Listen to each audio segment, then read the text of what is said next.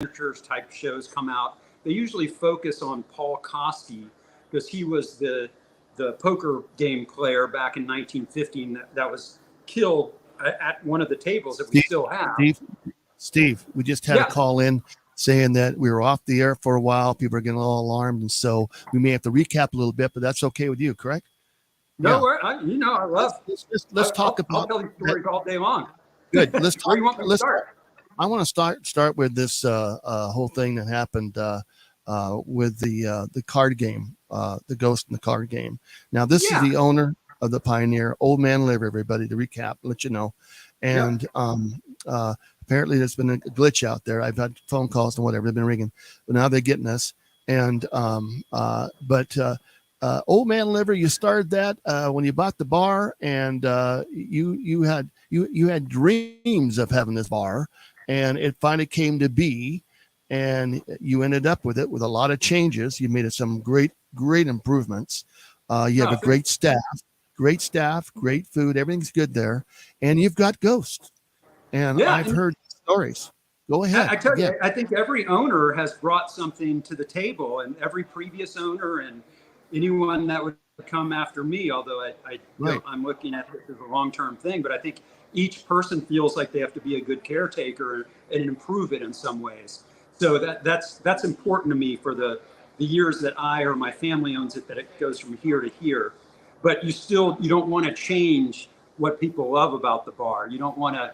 I mean, we're a Nevada historical landmark, so you can't change certain things. Even if you wanted to, you'll lose that status. But nobody would want to. We have the original printed tin, the ceilings and the walls and the flooring. Everything is back from 110 years ago, and you can't replicate that. So why would you ever change it?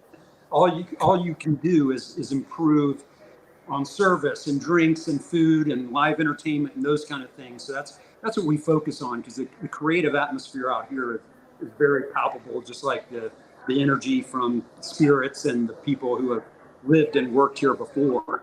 But it's got a lot of the confirmed murder at the poker game from 1915 is what a lot of the ghost shows focus on, because we can actually prove that happened here. We have the coroner's report, we have the headlines.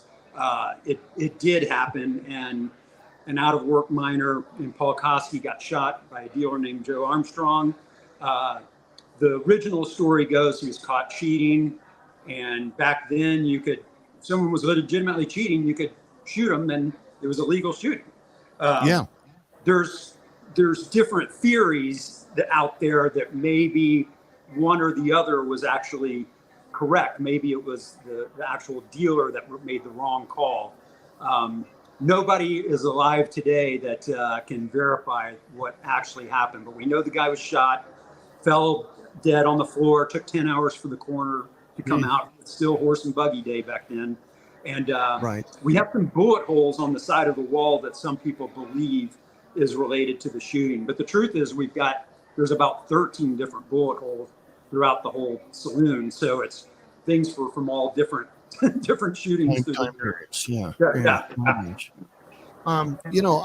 With the ghost, I've had several experiences there myself. What happened to you? Well, I used to open the place up. I worked there years ago in between jobs. And I would open like early in the morning, when it'd be dark out, and I would hear music going. And I know the jukebox was unplugged. And it wasn't the average music. It was like older type of music.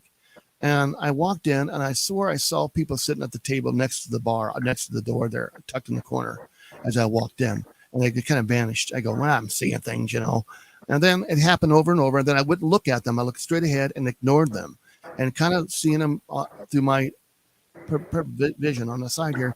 And there was a lady and four guys, and they're sitting there, and I could even smell the cigar, to tell the truth. And as I'm moving glasses and setting up the bar, they're looking at me and they're pointing at me. So they're seeing me. And that kind of shook me up. And then I looked up, and they looked at me, and they disappeared. Gone. Yep. That really happened. And I got shoved in the bathroom on a thunder and lightning storm. Don Long will tell you about that. He was him. I came running out of that bathroom. He said, "What happened?" I got somebody shoved me. Yeah, it's scary. And so a lot's happened there. I've seen people walk right by me, and I would say to the person, "Do you see that?" He goes, "Yeah, I think I saw something," but didn't want to say, "Yeah, I saw that." That's funny. Yeah. And it's interesting you brought up the smelling of a cigar or something, because even this table right behind me in the back corner, that is where people often will smell cigarette smoke, and we don't generally allow smoking in here, and no one will be in here, but they'll be like, they go in the corner and they're like, "I'm telling you, I smell smoke," and it's not something on fire or electrical, it's cigarettes or cigars. Exactly. And that happens quite a bit at this table right behind me. And somebody put online that they sat there once and they'll never sit there again. Something scared the crap out of them. I don't know what it was. Wow. But, Wow. Yeah. And I know that you're some folks that were in there, and the employees were sitting talking on the other side of the bar and heard a bang in the room, and there's nobody in there, and there's a table, two chairs are stacked up on each other on the table. Did you hear about that one? No. What happened with that? We don't know. We just walked. We all walked in to see what the bang was, and there was these chairs stacked on the table. No, they're just stacked on the table. We're all going, "What? Who would do that?" And nobody was in that room. Nobody. No one backed around the curtains. Nobody. And then I remember the prior owner was in hearing things and stuff, and he said something or whatever, and all these pizza pans started flying out of the back towards him, just one by one. It's unbelievable. Oh yeah. Yeah. Yeah. No, it's amazing. Yeah, like you said, it's just kind of a like a mischievous thing. That's why a couple of the paranormal pictures where they pick up like a apparition in the background, to me they look like kids. I mean, people talk about a ghost named Ruby and all these kind of things that I've tried to verify a lot of this as much as possible. Right. But it's hard to get names historically tied in with the ghosts and things like that. But I think some of them are kids. That's how they act. I don't think there's nothing evil there at all. It's all been a great place to go to. Let me ask you more about Old Man Liver. Yeah. Now, it's a whiskey that you have, and how'd you ever think about that? Whatever brought that? Yeah, this was a situation where I've always been a whiskey lover. That's just been a thing for me for the last 20 or 30 years. I used to be really into beer, and somewhere in there it switched to whiskey. And it was one of those things where expanding the brand, and I'll tell you, the whole Old Man Liver concept came about because I'm a guitar player and I've lived in Los Angeles 20 years. And when you hit 30 in Hollywood, you're considered old.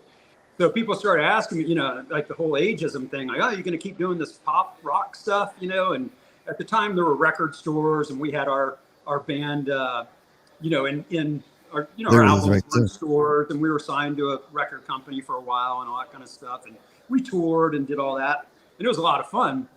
But I was like, you know what, I'm going to do a side project with old in my name, and I'm going to call it Old Man Liver and make fun of this whole ageism crap. And so that way I can play, I want to be like, B.B. King or Les Paul, not in, talent, obviously, but in just attitude of playing until your 80s and 90s and doing weekly club gigs until you die. And that was my attitude, and it still is. So I started my side project called Old Man Liver and started out as a band, and people dug it. We played all these high profile LA gigs, like at the Viper Room, Troubadour, the Risky, the Roxy, all that stuff. And people dug it. There's half funny, half banter, half silly songs we made up on the spot, half cover too, whatever. There were like four halves, right? It went over well. So then when I came out to Vegas and I met my old lady, I said, I want to expand this whole thing and make it a Vegas show. And we were doing a promo for it. And I was holding the bottle like Jack Daniels or something. She's like, "Why are you holding someone else's whiskey? Why don't you do your own whiskey?" I'm like, "What the hell are you talking about?" I love. She's like, "You love whiskey, but why? So why not make your own flavor?" And I was like, "Is that even possible?" So she's like, "Give me 3 months." And she found a distillery that would sit there and work with me. Now, granted, COVID had hit, so we were all in quarantine when this happened all of a sudden. And so we had to, send sample bottles through the mail until we got like my top 10 favorite formulas. Then I had my biggest whiskey snob friends come over, and I said, we need to narrow it down to one favorite. And overwhelmingly, this one formula was everyone's favorite. They're like, I would put this up against Blanton's or this or that. And I said, the kicker is I went back to the guys that were creating it for me in the distillery. And they're like, I said, I want it 90 proof so I can brag that it's 10 more proof than Jack or Jim. So you'll get more bang for your buck.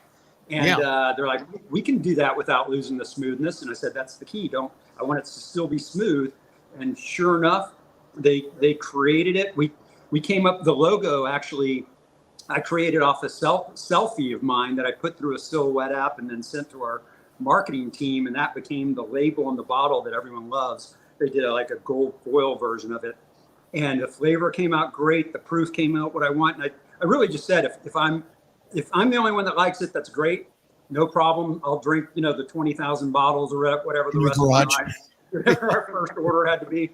And but it turns out other people really dig it. So like just at the Pioneer Saloon alone, we go through 25 cases a month, and it keeps increasing. That's great. Now, yeah, thanks. Now a couple of places in LA are carrying it, and some other places, and you can order it online.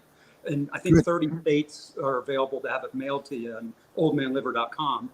Do you have it says oldmanliver.com. That's what it is. Yeah, so that's my website. And it's got everything. And since then, we've produced a beer called Old Man Liver's Busty Blonde Golden Ale. We have a hot sauce. I even have a spice mix right here because I love like Lowry's and Tony Chachere's and like flavorful. I put it on. I put your stuff on everything. My eggs, anything. I love it. I'm addicted to it. I really love it. I eat it at home over everything, and I'm not even trying to market. I have not tried ice cream yet with it though. That might be my limit right there, but you never know. If we come up with something, and if we get back on the next show and we got Old Man Liver ice cream, right. I got to tell you, listening audience out there, a recap. But we're talking to Old Man Liver, which is also the owner of the Pioneer Saloon. Which is up on the website. And I also want to thank those that called in and said, hey, we can't hear you. There's something wrong. We are in a rural area, and what's happening, we're having a heat wave. And as you know, it's been advertised. Everybody knows about the heat wave, for God's sake. But we get sometimes the bearing of the wrong side of the coin. But we got her up and going pretty steady now. And thank you, Ghost, for giving us a break. I think maybe they might be doing something there. They love electronics, by the way. Yeah. Like I said, it's an energy vortex over here. It's nothing Steve, ever works. We're at the bottom out. Stand by. I'm going to go to a little commercial break, and we're going to be back. We'll be back with Old Man Liver right after this. Cheers. Mom, you wanted to talk to me?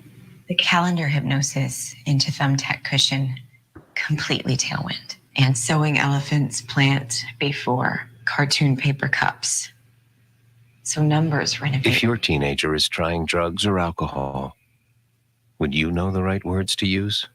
Afterward, lightly fish scale. Doorbell. Find out what to say at drugfree.org. A message from the Partnership for a Drug-Free America. Violence, theft, drugs, graffiti. It's all part of joining a gang. In times like these, we need to protect our children and our community from gangs.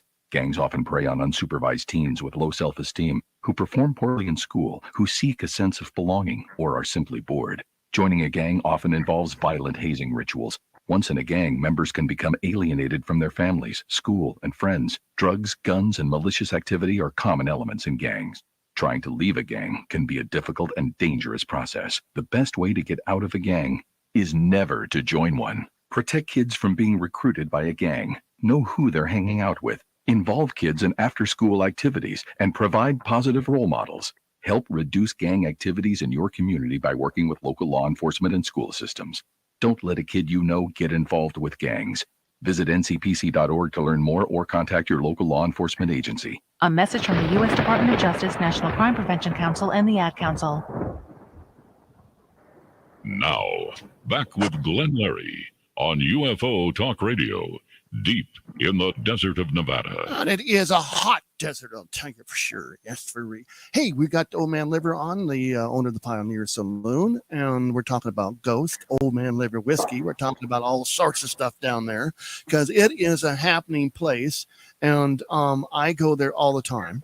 I've been going there for 28 years. And I've met a lot of cool people there from all over the world.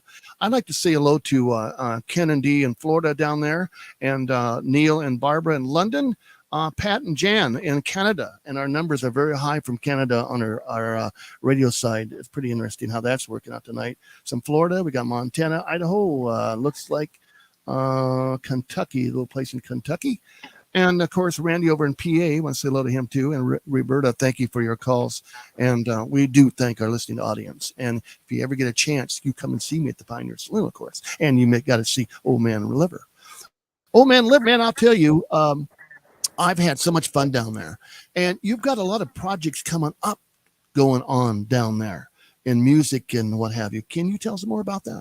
Yeah, absolutely. So we do several big events during the year, and we try to tie most of them into charity. So we'll do like a Halloween party, but we'll raise money for Alzheimer's Association, or we'll do Mardi Gras, and that'll be for type 1 diabetes, or we'll do this for, that, or, you name it.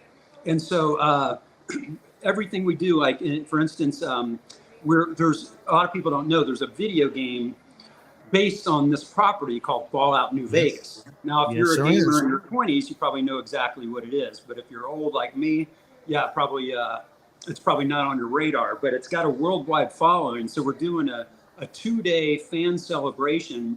Last year, we did 1 day just to test it out. And we had over 1,000 people show up from 30 different states and 5 different countries. So we're like, this time we actually advertise it. So we're probably going to get double or triple that. And it's going to be 2 or 4 days. And we're going to be open for 24 hours. So we'll probably have some people just come in the middle of the night just to see what it's like out here at 3 a.m. when we're not normally open. So and we're going to have a little charity aspect tied to St. Jude's Children's Hospitals. But if you're a fan of the video game, you got to come out for that November 11th and 12th. It's going to be huge. We're also doing that. We're involved in the first annual Nevada Blues Festival, which I had kind of spearheaded because I came out here and living in LA, we had all kinds of blues and jazz festivals. And before that, I lived in Louisiana. That's where I grew up. So, New Orleans and all that. I'm like, there's some incredible musicians in Nevada, particularly Las Vegas. And it's starting to become more known for the talent. It used to be a has-been, like whatever Hollywood threw out, Vegas would pick up. Now Vegas is kind of the leading cutting edge of entertainment, and we have Broadway quality shows. Mark Wahlberg's trying to turn this into Hollywood 2.0. It's we got an amazing talent. So I'm like, we need to harness this and all. So I've gotten together with a couple other blues clubs called the Sand Dollar and Soul Belly, and we're going to do a 3-day event with like 15 bands in 3 days with our 3 venues. And if we get a big name, we've even got a larger venue called Sandy Valley Ranch out here that we can turn into a really giant festival-like atmosphere. So those are 2 big events. And then we always do a big Halloween thing. We always do a big Mardi Gras because of my Louisiana background. We got to fly crawfish in from New Orleans overnight and do a whole crawfish boil and all this stuff. But it's a lot of fun. So we almost always have a charity event going on. We do stuff with Randy Couture, which some of you know as an actor or MMA. Know him quite well. Yeah, athlete, and he's amazing. Every year we do a poker run with him, and he rides out on his bike, and we have a great time, and it raises a lot of money for veterans and combat veterans and their families. So we're always trying to. It feels better when you're partying for a good cause. So we try to tie into as many charities and veterans groups and things like that as we can, so we can help people and hopefully make enough money to pay the bills here. But that's the key. That's the key, man. I'll tell you, everything's gone up. Everything has gone up everywhere. Electricity, that's the crappers. Like even just for us, like since we took over a couple of years ago, bottled beer just wholesale has gone up like 60%.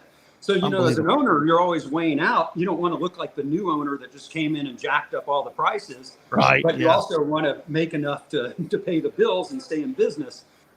Nobody would get in this business to get rich. I'll tell you that. It's got to be a passion thing. Love. Right.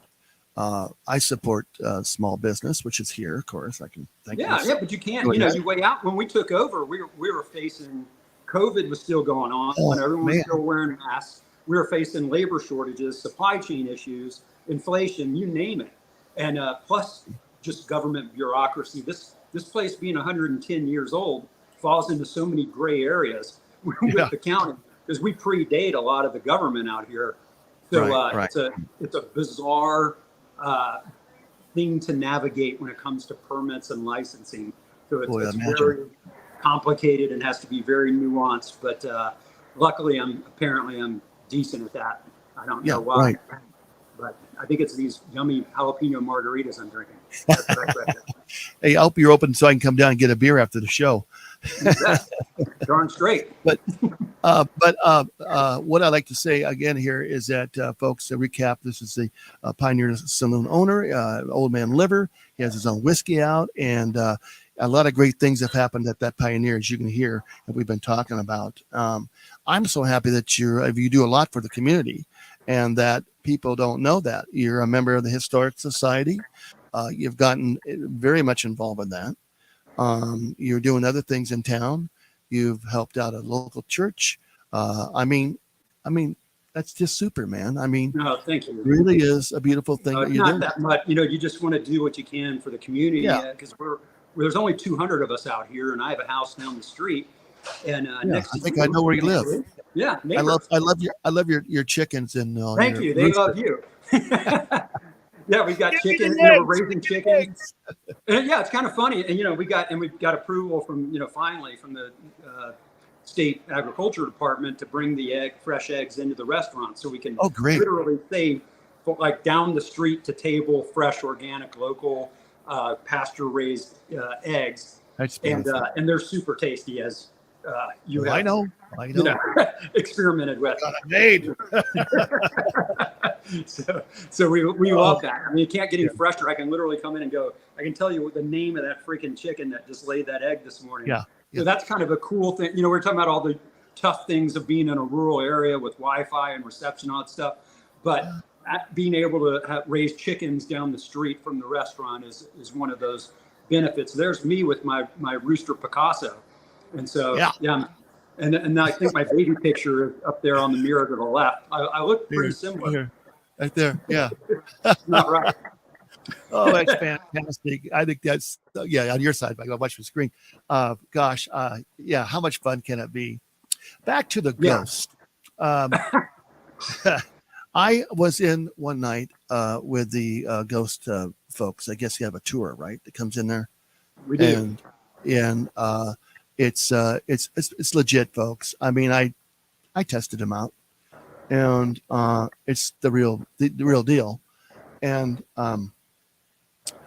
I don't know if they've told you when I come in. Sometimes I read people. I don't know if he's ever told you about that. I don't do it much anymore, but I've seen stuff happen while those people are there, and they seem to stand by certain people. I'm the gift of sight, and when you see these things, they're not going to see, but you're seeing it. Hey, there's someone standing right next to you. By the way, they're going to look at you, think you're crazy, but I don't tell them that. But I have seen this happen, and it's just something about the vibrations of these people when they come in. It really stirs stuff up, and I know the next day things are really off after that. I've heard this, and so it's the way it works. You get energy going somewhere. It's got to go somewhere. It's got to, they absorb it. And, if it's bouncing around, they're going to stick around. And, and it doesn't matter, if you believe in ghosts or not. It's a palpable energy out here, whatever it is. Like, you can feel it. And especially if you're tapped into that sort of thing. But it's really, and I was talking to a buddy of mine at one point. I was like, I don't like, why are ghosts? Why do they appear at some other point in their life, or was it just when they died, or why are some, formed and some are not formed? And he was like, well, maybe it's not. Maybe ghosts are really just a wrinkle in time. Maybe you're seeing something in the past, and so there's all kinds of different explanations that aren't necessarily spooky. And I think we fall into that category. It's history and it's energy. You know, 1913. Yeah, lots gone on in that. We're having our 110-year anniversary. In fact, I'll let your audience know for the first time. I have a meeting tomorrow with my same distillery on making a special 110 proof rye version of my whiskey to celebrate the Pioneer Saloon's 110 years in business. Oh, really? Yep, we haven't told anybody yet. So your audience is the first to know. We're gonna have I've got my own vodka coming, and I've got this Pioneer Saloon 110, and it's gonna be literally 110 proof, and it's gonna be rye, so the people that like the rye flavor can get a little different vibe. So that's on its way. Okay, cool. And Yeah. okay, and the date one more time. The date one more time. It's be here. You think? We're working on it right now. I Okay, just good. approved the final flavor and proof and everything, and so as you can imagine, you know, with the liquor industry, you've got all kind of federal approvals to go through and all that stuff. I hope to have it in the next few weeks or few months. So Right. I'm going to open the lines up because we're running out of time. Stand by. Here we go, Ross. To talk with Glenn Larry, deep in the desert of Nevada, lines are open at 1-702-874-1114. That's 702-874-1114. Now, here again, Glenn Larry. Ross, let's give that Pahrump line. Pahrump lines are open at 775-990-8275. That's 775-990-8275. All right. We have the lines are open, everybody. I know you guys have called before, and thank you for the help. I'll tell you, the callers that listen out there, I mean, I get all sorts of calls. You never know who you're going to talk to, they come from all over. And I've had wacky calls. I've had fun calls. It all works here, you know. And as long as you keep the language clean, yes, that's the rule. No bad language. And, I've been trying my best. Yeah, boy, you're a rough one. You know, and then of course we have the one-time callers too, also. So, but yeah, the ghosts, they move around, and I know a lot of people have passed away in the area that used to come down to the Pioneer Saloon, and yeah, that they stick around. I had a clairvoyant psychic guy say, "There's a guy here wanting to talk to you." I'm going, why can't I hear him? You know, because I wasn't supposed to hear him, I guess. And he says, he called me Knothead. Well, that was a nickname from a guy named Glenn Weed, and he had passed away, and used to entertain. Oh, we got a siren going by. I've seen him out practicing today. Yeah. That came right through real clear. But yeah, and I go, wow, that's a message that I would know. And that, you know, proved him again, there's more people there. Now, I've noticed that in the bathroom areas, that seems to be kind of hot also. Yeah. You know? A lot of activity happens near the bathrooms. So people speculate a lot of what activity may have happened in the past there, but we definitely get a lot of responses. We'll have two people go in to take a selfie together in the women's bathroom, and 3 faces come out on it when they come out. Yeah, I heard that. Unbelievable. Now let's talk about the bands. The exciting their bands you've had Chris Ears there. Oh yeah. And there's a guy comes down and plays plays guitar by himself. He's pretty active, Kevin McGowan, he's amazing. God, yeah. Who else? We have Monica. Who else we have there? Yeah, so we got B-Side Band. We've got Moaning Black Snakes is a really great blues band that comes out and plays. They're going to be doing our Nevada Blues Festival. We literally have multiple bands a week playing, and then we do some original bands, some cover bands, some. We're actually bringing comedy out here soon. That's my next goal, because I think the future of the Pioneer is all about talent and creativity. So I want to have, creativeness, whether it's paintings or, music school or, comedy, everything, anything creative. We're trying to bring out to the desert and make it a thing, because we've got a stage on the back that can rival whatever they have in the city. So we've got the equipment we need, and especially for comedy. You don't need that much to compete with even a big name Comedy Store or Laugh Factory in LA. We can do the same. So I'm going to start. I just talked to a friend of mine, and that has a comedy store called Flappers in Burbank, and she's got like Jay Leno every week and all this stuff. And I told her I want to start bringing some of her really strong comedians out here.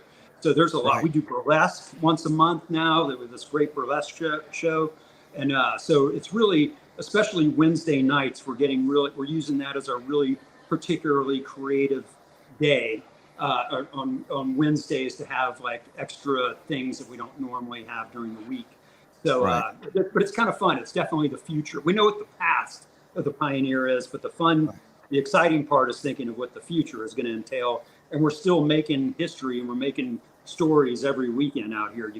You can't write the stuff that happens out here. It's amazing there's not a reality show based on this thing. It should be. It should be like, the bar, what do you call it? That place, we've got the characters. It could really be a reality show. Oh, you really could. I mean, the whole town of Good Springs is, Glenn Larry included. Yeah, full of colorful characters that are funny and can do, and just have stories out the wazoo. And you literally couldn't write this stuff that happens out here. I mean, even one of our guys, his name's Gordy. They based a character called Easy Pete off him in the video game Fallout New Vegas. He's been out here a lot of years as well. One time he was like messing with a propane tank because he handles a lot of repairs and maintenance, and it basically exploded on him. He goes flying back 10 feet, gets knocked out. The whole town calls 911 because they thought like a nuclear bomb had gone off. So I show up and I'm like, there's ambulances and cop cars and fire trucks, and I'm like, Gordy, are you okay? And it's like straight out of a cartoon where he's like still smoking, and he's like, I'm fine, boss, and his beard's all singed, and I'm like, dude, we need to go get seen by the medic. He's like, no, I'm okay. And I'm like, no, go. I'm like, and literally all your fingers, right. Yeah, the stuff that happens to his character in the video game isn't as funny as the stuff in real life. I'm telling you. Right. Yeah. Gosh. I'll tell you, it's such a reward that I've been given. I really believe that I've been blessed of all these people in this town, and meeting all the different characters in this town. And the Pioneer's always been a kind of meeting place. I don't know, for years. And at wintertime, your heater didn't work. You went down the Pioneer and got around the stove. Had a few beers warmed up, and you all went home. And hopefully, you could stay warm. And that it's always been a meeting place for this town. And those that didn't have much, we all kind of chip in. I know they got a food bank here, and Katie and a bunch of all the volunteers that work in that food bank help out this community. Oh, it's amazing. It's just the whole town looked out for she itself, started it. It's neat that environment still exists in this modern day. That like literally. We're not an incorporated city, so we have to kind of fend for ourselves, and we're part of the county, but of course the county, we don't see that money. You don't even know what I pay monthly in taxes here, and I'm not sure exactly where that goes, but I know it doesn't go here. So I feel you feel a little obligation to like help each other out when of course. No one else is looking out for us. But low crime here. We all watch out for each other. Something goes down, someone's going to know about it. We'll all have our eyes out watching. We try to ask the off-roaders to go around the town, which they should do, But the Historic Society has a lot to give out here, a lot to offer about this town, the history of the group is amazing. And if you want to donate to the Historical Society, we do have a button, a QR code, and a link on our website, pioneersaloonnv.com. They can always use the funds, and they use it to keep the town alive and the history alive. And it's a neat group, 501c, so it's all tax deductible. But if you want to donate, we've got a button on our official website. Well, actually, right behind you on that wall is the Historical Society wall. Right there. Yeah. And then you got about the Carol Lombard situation. You want to talk about that a little bit? Yeah, absolutely. So Carol Lombard died in a plane crash at a nearby Potosi Mountain. And Clark Gable, her husband at the time, came to Good Springs because it took about 3 days for the search party to find the crash site and remains, and realized, unfortunately, all 22 people on this plane had passed away. Now, we had just entered World War II, so a lot of people believe normal light beacons that would normally be on were turned off because we were worried about a Pacific attack from the Japanese at the time. So pilot error or whatever happened, unfortunately, the plane crashed and everyone died. But Clark Gable, and I tell young people this, I'm like, just picture Johnny Depp times 10. That's how big Clark Gable was back then. And Carol Lombard was almost as big. And although, from my understanding, she's his second wife, apparently she was the love of his life because it was he asked to be buried next to her. So he did come to town, and that all did happen, and it was a part of the Good Springs history, which is neat. So we have a Carol Lombard and Clark Gable memorial room where we Beautiful. have a lot of we've got a piece of the wreckage on the wall. We've got the newspaper articles about what happened at the time, and we're a part of that piece of history as well. And there's some plane wreckage up there too, isn't there? Something I've seen. Yeah, so we literally have a piece. We've got a couple pieces from the wreckage here, and one in the saloon on the potbelly stove, and another here on the back wall. Right. So there's a gentleman writing a book right now. It comes in there all the time. He's an FAA investigator for crash aircraft, and he has spoken with me, and he's going to write a book. I know I can't think of the name right now, but he's a great guy. Comes in. There are a couple of them that have been up in Policy. Very dangerous. Yeah. Very I've dangerous. met some of the CERT people that have been up there, and it's just it's amazing. It's not an easy hike to get up there. That's why a lot of the wreckage is still there. Right. You can just but it's very, very, very, very dangerous. Very remote, very dangerous. And another thing, speaking of dangerous, if you come to Good Spring, don't go in the mines on your own, because that's another mistake people make, because this was an old mining town, and there's still tons of mines all over the place. In fact, my own house down the street came with a mine shaft, and I was like, nah, it can't be real. And I open up these boards, and it looks like some out of a sci-fi thing where it's like a missile silo, and you drop a rock down there, and you're waiting for it to hit, and you're like, what the hell? And you've got one of those. The old owner of the house, which you knew, he swears to me that that at one point the mines connected to Pioneer Saloon, which would not shock me, because we do have mine shaft under here, and you have to think back to Prohibition. How did we stay open during Prohibition? So they had to have some secrets going on at the time. So it wouldn't surprise me if that's true.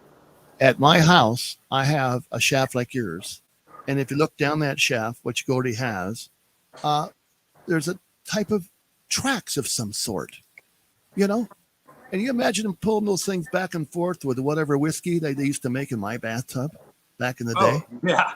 That'd be awesome. This house dates back to 1911. So, mine's 1910, and I know my shaft goes at least to your property still. Oh, yeah, it does. Yeah. Which is crazy. Yeah. I just love it, man. This town's got a lot of history. So crazy. It's perfect. We were friends, and then neighbor. You just didn't know hanging out. We'd end up being neighbors. So that's your fault. Well, we're going to get you more involved in this radio station too, because I think it's going to be a lot of fun for both of us. I love it. K-Ghost. K-Ghost, you betcha all the way. We're coming at the top of an hour. I do want to thank Old Man Liver from the Pioneer Saloon in Good Springs, Nevada.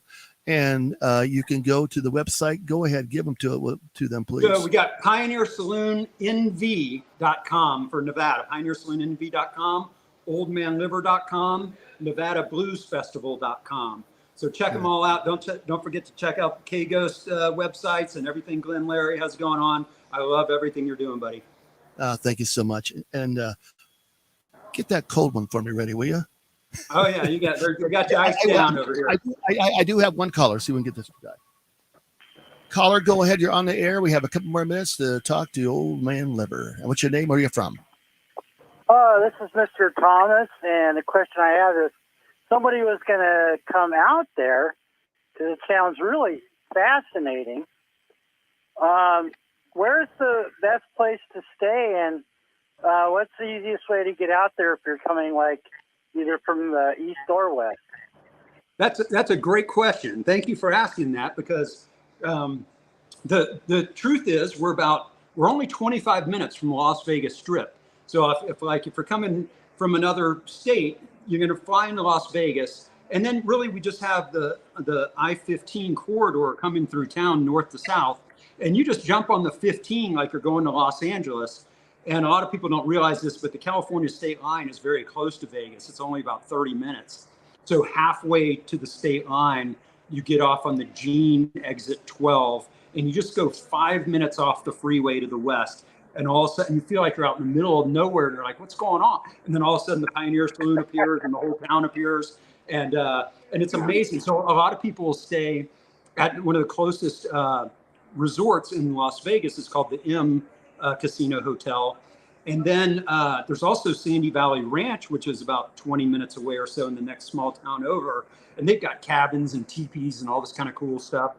But I did get 2 acres across the street in the hopes that one day I can have my own little hotel, because Good Springs used to have the Fail Hotel, and unfortunately it burned down in the 60s.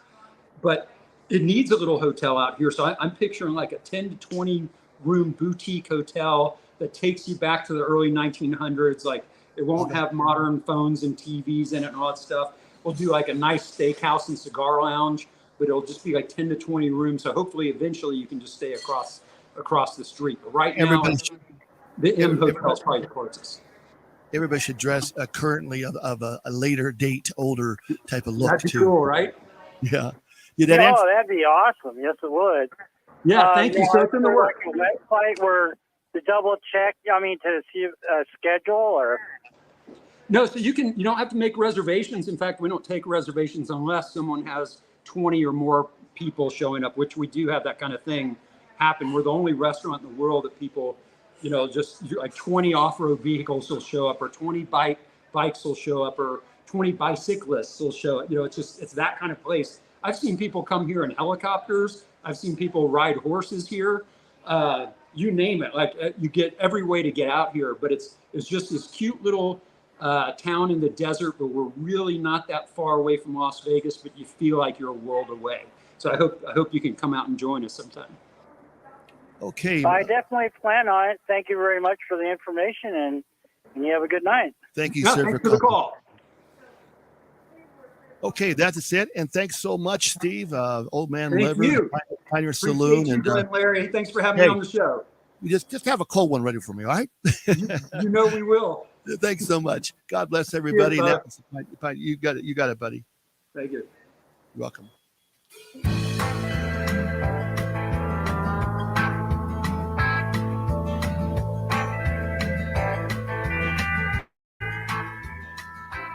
I got the windows rolled down, got the radio up, and I'm heading out of Vegas tonight. And it's 1:30 on a 4-day run, and the desert is a welcome sight. I can see you there in that dress you wear, and it's keeping my foot on the gas. I drink a gallon of Joe just to make